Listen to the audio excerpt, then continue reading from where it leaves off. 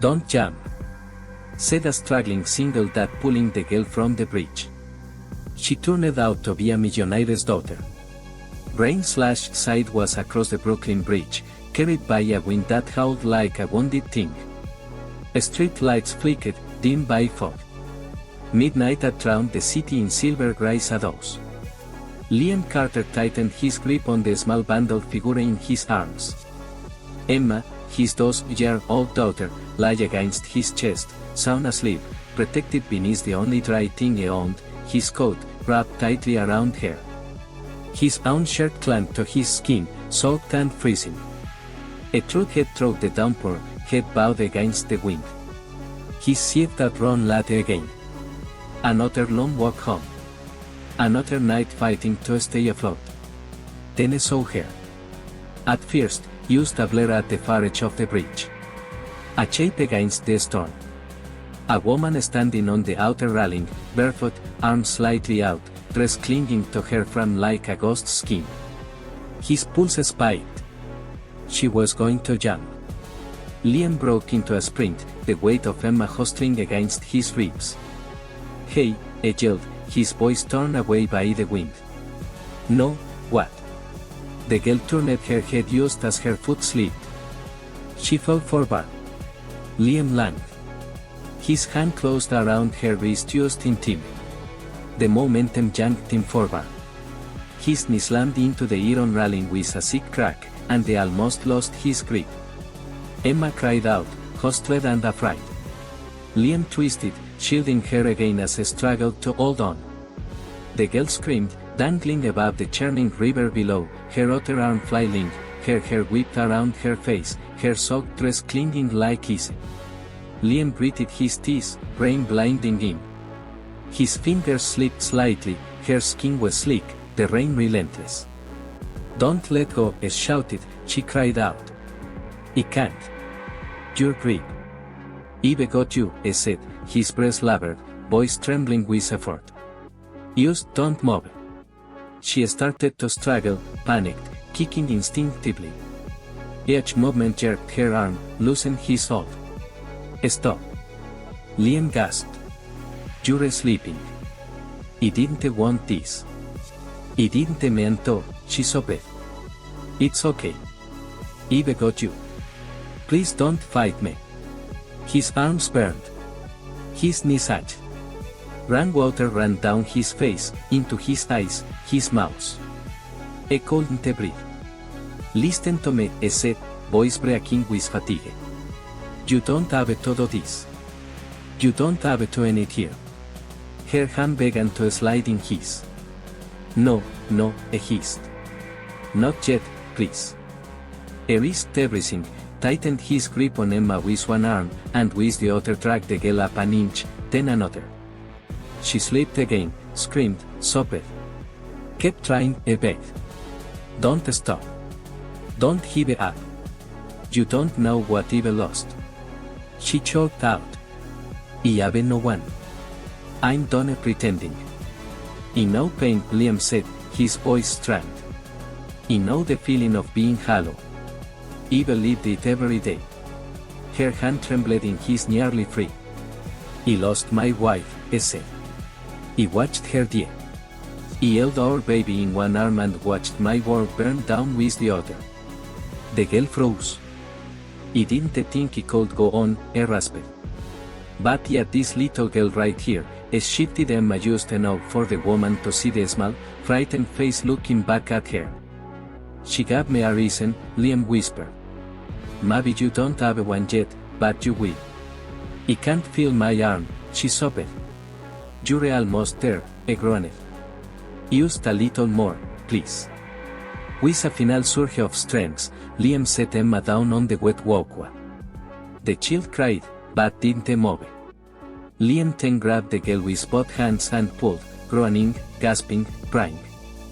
Her foot caught the railing. Liam grabbed her waist and yanked.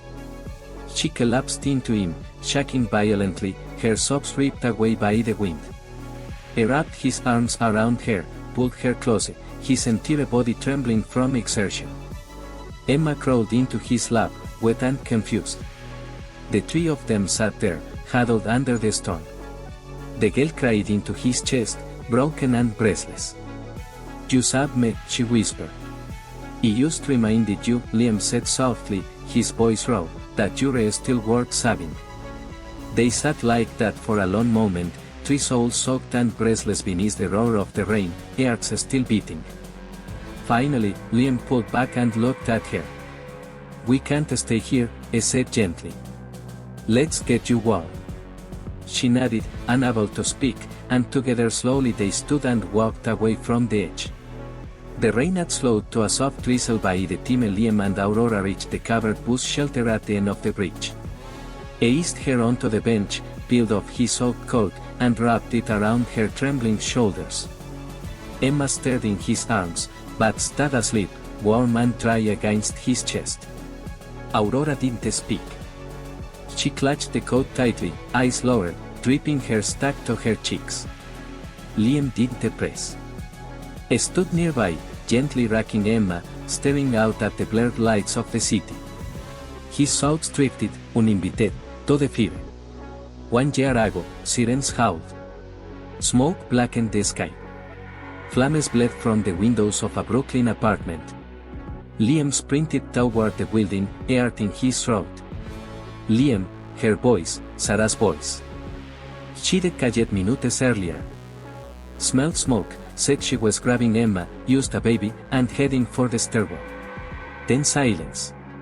Liam tore through the halls, choking on smoke, yelling her name, but the third floor had already collapsed. Fear right between him and their apartment. "Liam, get out. It's coming down." Someone shouted through the radio, but they didn't move. He screamed her name until they dragged him out.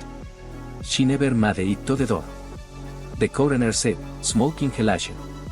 Quick, quiet." But nothing about it had felt quiet. For weeks, he couldn't look at Emma without breaking. He quit the fire department, gave away his medals, moved to a cheaper bureau, took any job he could, construction, janitorial, delivery, used to keep them going. But the guilt never left. Now looking at the girl in his coat, clinging to it like a life vest, he saw that same hollow weight in her eyes. Silence soon between them, broken only by the wind and the occasional hiss of passing cars. Then softly, Aurora spoke. "My mom died in a car crash when he was 16. Liam turned slightly toward her. "She was everything to me. We used to walk this bridge. She loved the view. Said it was healing to stand between two plazas." She gave a bitter smile. "After she died, my dad shut down, buried himself in work, called mechanical. When he turned 18, he enrolled me in business school without asking. Said he had to take over the legacy." Liam stayed quiet, letting her speak. "He had business," she said. "He wanted to paint. My mom used to say he had colors in my soul, but he called it useless. Said love was weakness, dreams, distractions." Her voice trembled. "Last month, he told me he was marrying Derek, his partner's son, to strengthen the alliance. I'm 19 and is marrying me off like a chess mob." She wiped at her face with the sleeve of Liam's coat. The rain made it impossible to tell what were tears and what wasn't. He fought back, told him he couldn't. He said, "Fine, walk away and you lose everything. The money, the name, the home, gone." She looked up, eyes raw. "So, he ran, thought he declared my head, ended up on the bridge. All he could think about was how much my mom loved it and how much he hated the life he was being forced into." Liam finally sat beside her. "I'm sorry," he said. She glanced sideways. "You don't even know me." "I don't have to," he replied. "Pain's pain. Don't care about background. Don't care if you're wearing hand-me-downs or designer boots. It still cuts the same." She let out a shaky breath, part sob, part laugh. "People kept telling me I'm lucky. You have everything, Aurora. But I don't feel lucky. I feel invisible." Liam looked at Emma now softly snoring in his lap. "You're not invisible," he said gently. "You're here right now alive. That counts." Aurora blinked fast, holding back another wave of emotion. "You saved me tonight," she whispered. Liam shook his head. No, I said quietly. You saved yourself. I just reminded you it's still possible. They sat in silence again, their burdens between them like fog, dense, heavy, but beginning to lift. For the first time in a long time, neither felt entirely alone. The rain had turned easy by the time Liam flagged down an old taxi and gave the driver an address across town. He didn't take Aurora back to his apartment. It was too cramped, too damp, too full of peeling paint and quiet shame. Instead, he asked for a favor from an old friend, a retired EMT Joy, who had a small guest room and an open air. Joy greeted them with raised eyebrows, but no questions. Liam simply said she needs a safe place for the night, and that was enough. Joy led them inside, where they had hand low and steady, and gave them a dry towel in a space near the radiator. Aurora sat on the edge of the couch, still wrapped in Liam's coat. Her wet dress clung to her skin, and her hair, though starting to dry, still dripped onto her shoulders. Emma, now wide awake, toddled over and reached for Aurora's hand without hesitation. Cold, the little girl asked with concern far beyond her ears. Aurora blinked, surprised. A little, she admitted. Emma reached up and tugged the towel from her own shoulders, holding it up to Aurora's chest. This will help, she said. Seriously. Aurora laughed, a small cracked sound that somehow felt more genuine than anything she had felt in weeks. She took the towel gently and wrapped it around herself. Thank you, sweetheart. Liam watched them quietly, ears squeezing. He disappeared into the small kitchen, rummaging through Joy's cabinets. He found a cheap teapot, a half-used bag of chamomile tea, and two mismatched mugs. It wasn't much, but it was warm. He brought it out a few minutes later, setting the mugs down on the coffee table. I wish it was something fancy, he said,